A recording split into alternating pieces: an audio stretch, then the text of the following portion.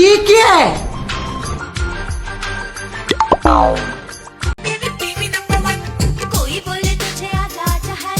ઓય આ એસી ક્યાંથી આવ્યું? અરે હું લઈ આવી રવિવારી માંથી. રવિવારી માંથી લઈ આવી? હા, કેટલાનું આવ્યું આ એસી?